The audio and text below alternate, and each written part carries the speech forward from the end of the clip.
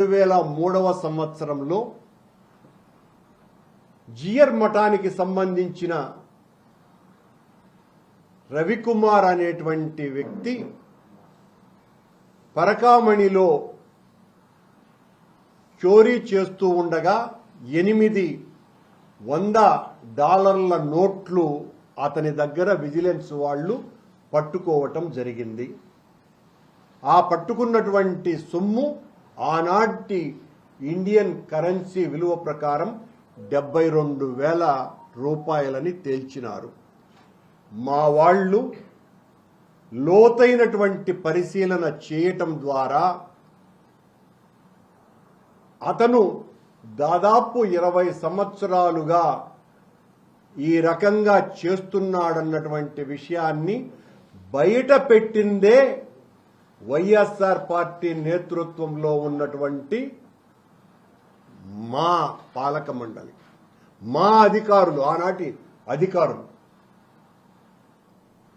20 సంవత్సరాలుగా చేస్తున్నాడు అని తెలిసినటువంటి విషయం. అంటే 15 సంవత్సరాలు చంద్రబాబు నాయుడు గారే ముఖ్యమంత్రిగా ఉండిన కాలంలో కూడా ఈ రవికుమార్ అనేటువంటి వ్యక్తి ఈ రకంగా చోరీ చేస్తూనే ఉన్నాడు అని.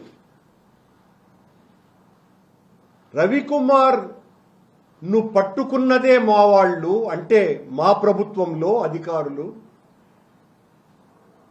అతని చేత పట్టుకున్న తర్వాత ఆ కుటుంబ సభ్యులు, అతని శ్రీమతి, అతని కుమార్తెలు జరిగినటువంటి ఘోర అపచారానికి, నేరానికి తమ భర్త మీద బాధతో, ఆర్తితో వాళ్ళందరూ కూడా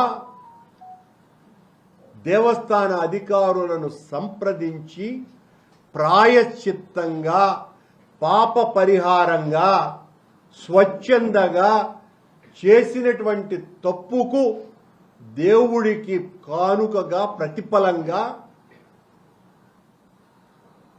దాదాపు ఆ రోజున రిజిస్ట్రేషన్ వాల్యూ 14 కోట్ల రూపాయలైతే 100 కోట్ల రూపాయలకు పైగా ఉన్నటువంటి ఆస్తులను టీటీడీకి దఖలుపరచటం జరిగింది. అది జరిగినటువంటిది ఆనాడు 2024వ సంవత్సరం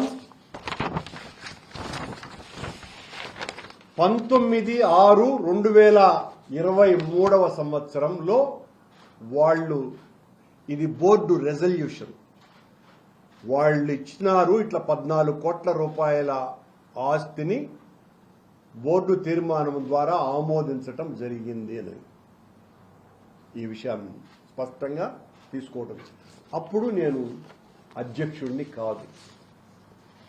నేను వాస్తవాలను ఈరోజు బయట పెట్టదలుచుకున్నాను ఈ పత్రికేయ సమావేశం ద్వారా.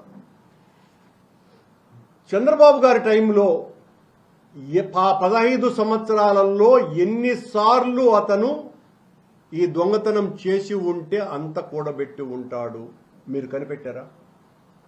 ఒక్కరోజైనా మీ ప్రభుత్వంలో ఆ దొంగను పట్టుకున్నదా? పట్టుకున్నదే మేమే. కొట్టేయాలనుకున్నటువంటి వాళ్లను దొంగను పట్టుకుంటారా? కొట్టేయాలనుకున్న వాళ్ళు ఎవరైనా? ఏదో నిన్న ఒక వ్యక్తి సీసీ ఫుటేజ్లో అతను దొంగతనం చేస్తున్నట్టుగా ఇవన్నీ కూడా టీటీడీ దగ్గర ఉంటాయి. ఈ రోజున ఆ విజిలెన్స్ వాళ్లను బెదిరించి బ్లాక్మెయిల్ చేస్తూ దాన్ని బయట పెట్టినంత మాత్రాన ఒకటి కాదు, మీరు నిజం చెప్తే చంద్రబాబు టైంలో ఉన్నటువంటివి కూడా బయట పెట్టాలా? అవన్నీ అరైజ్ అయిపోయినాయి, తుడిచేసినారని మళ్ళా అదొక అబద్ధం చెప్పటం. అడుగడుగున దీనికి సంబంధించి చంద్రబాబు గారి ప్రభుత్వం అధికారంలోకి వచ్చిన తరువాత విజిలెన్స్ ఎంక్వైరీ వేసినారు. తిరుపతిలో ఉన్నటువంటి వాళ్ళు సరిపోరని రాష్ట్రంలో ఉన్న, అమరావతిలో ఉన్న అనేక మంది విజిలెన్స్ అధికారులంతా